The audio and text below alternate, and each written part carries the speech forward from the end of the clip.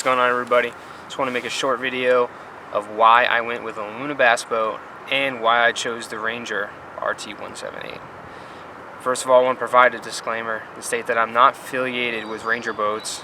They aren't paying me to make this video. This is solely my opinion. So there's a couple of reasons why I decided to go with an aluminum boat. Primarily, I have a Jeep Wrangler and I just could not pull a 20-foot bass boat. They're too heavy, too much tongue weight. It just wouldn't have worked out for me. Secondly, I couldn't afford to buy a brand new glass boat, and I didn't want to buy a used boat and inherit someone else's issues. I've been down that road a couple times, and it ends up costing me a whole lot of money that I don't want to pay. I like the padding of having the warranty, having a brand new boat, being able to go through the break-in processes and know exactly what I've done with this boat, and try to give me foresight of what type of issues that I will run into down the road, because I know its history. Second question I want to answer is why I went with a Ranger bass boat. You know, there's plenty of models out there, plenty of brands that make aluminum bass boats that are really quality boats. Primarily, I've been fishing all my life, and I've come to understand that Ranger boats are the flagship of all bass boats. They're the poster child, and I believe that's going to play into the resale value of this boat when I decide to sell it someday. So that's a big factor in it. Secondly, I like the look and the feel of this boat, the interior, the exterior. I didn't feel like I sacrificed a whole bunch coming from aluminum to, or coming from fiberglass to aluminum with this series of boat.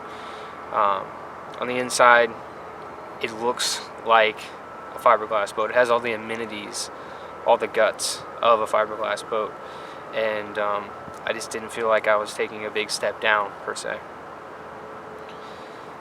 Another thing that played into my decision was the way Ranger marketed this boat.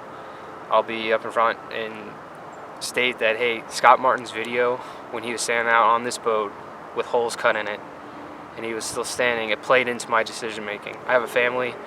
I want a safe boat for my family operation. I don't want a boat that's going to sink. This boat's completely aluminum construction with a foam fill hole. It's pretty much supposed to be unsinkable. So these are the primary factors of why I chose Ranger.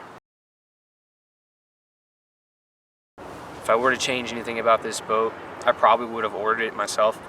That way I could have priced everything out and gotten the amenities that I wanted added to the boat. I got this boat at the end of the year deal at a Cabela's dealership, and it did not come with the electronics that I need. Either the graphs and the sonar and the trolling motor. It came with a 12-volt, 45-pound thrust Edge by Minn Kota. It serves its purpose, but I would have much rather had a 24-volt, 80-pound thrust Minn Kota Maxim or Fortrex, and I probably will be upgrading to one of those when the time is right. I would also consider looking at the RT178, which is one more foot longer than this one. It comes with a 115 horse motor, standard. It's going to be a little bit quicker than this boat, not much, and it also has the ability to become or be converted into a dual console if you so choose, and that was a big thing I wish I would have got because of you know, if the wife's on the boat or the son's on the boat, I don't want the wind in their face, but I don't regret this decision whatsoever. I want to talk about what I love about this boat. I touched on this briefly when I spoke about why I chose the Ranger. Bottom line is this boat fishes big. The deck is just enormous. It's got tons of storage. I can fit all my tackle, all my gear, camera equipment. Everything I need to produce videos, to fish tournaments is in this boat. And it's satisfying, I will tell you that. Secondly, the fuel economy. I love it.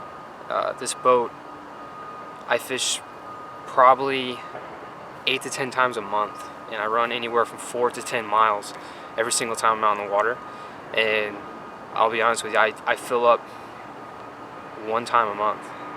I mean, on average. And it's almost scary, and I'm still getting used to it. That Yamaha F70 back there, I'll be honest, again, I almost didn't buy this boat because of that motor. It just wasn't the performance-orientated motor that I was used to having on the back of a bass boat. It wasn't the show version. It wasn't an Optimax XS, Pro XS. I wanted something more aggressive. When I first saw this boat and saw the motor, I kind of passed it up.